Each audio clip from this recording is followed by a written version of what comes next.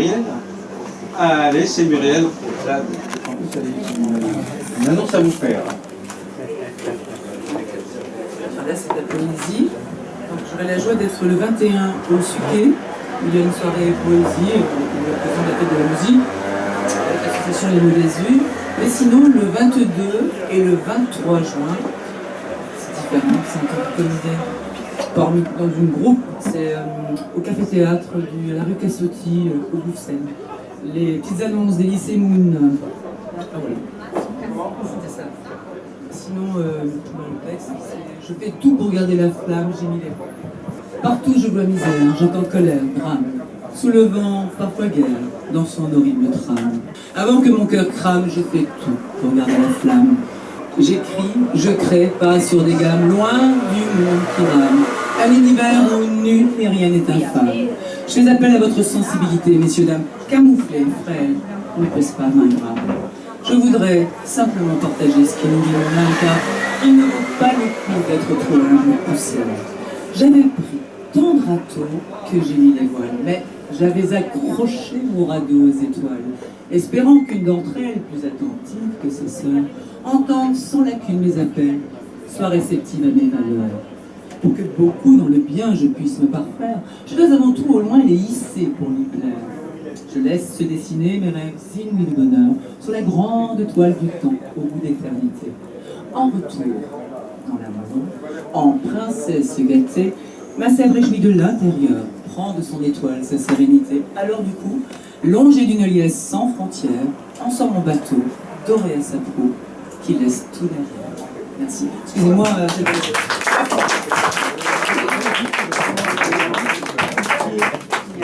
C'est Muriel qui a l'honneur de commencer ce deuxième tour.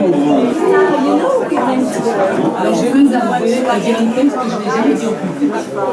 Il est important parce qu'il a donné, en 1995 j'ai écrit un texte qui 8 ans après a donné le titre de mon livre qui s'appelle Existence calvaire ou Existence riche de sens, point d'interrogation. J'ai rajouté l'amour éternel. Silence!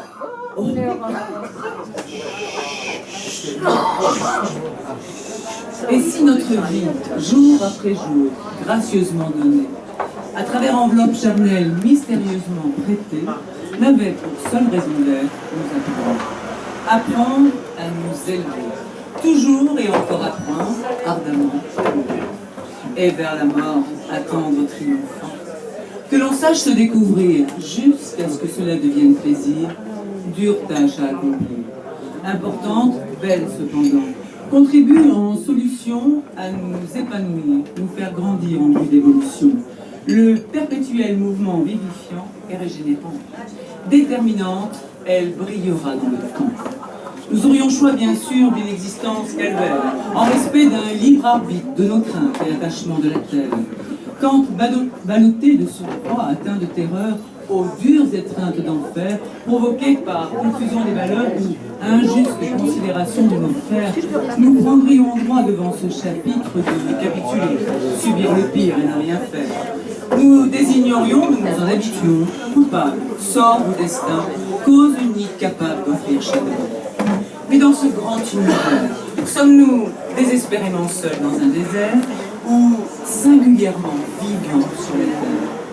Dans le désir d'éclairer nos peurs en sous-jacence, partout dans le monde extérieur, convaincus de l'absolue nécessité de travailler de l'intérieur pour le bien de l'humanité, lui apporter le meilleur, à chaque minime étincelle de conscience qui fleurirait une nouvelle évidence, nous pourrions aussi, ce serait notre choix, avec force et foi, entrevoir l'existence riche de sens, en développant notre individualité, en cherchant en soi le pourquoi de notre impuissance, en se faisant pas à pas confiance. Toujours et encore apprendre à se conformer à la loi première, remercier avec joie cette vie, la nôtre, sur cette terre, sans nécessairement connaître raison ni le pourquoi et la manière, à se voir tel que l'on est, face au miroir que le chemin nous met, pour discerner avec humilité nos revers, prenant appui sur nos qualités, à accepter notre vulnérabilité, contraint de s'ouvrir à précieux aides étrangères envoyées et à sortir le mot « merci », orgueil déposé, à être responsable de nos actions, de toute pensée émise, dans l'indispensable compréhension de nos erreurs transmises, à se libérer résolument de ces vils comportements d'hommes de sang pour l'apprentissage du bonheur que nous sommes en droit d'attendre. En nous pardonnant pour lenteur, sans culpabilité, peu à peu, nous nous détacherions de nos faiblesses.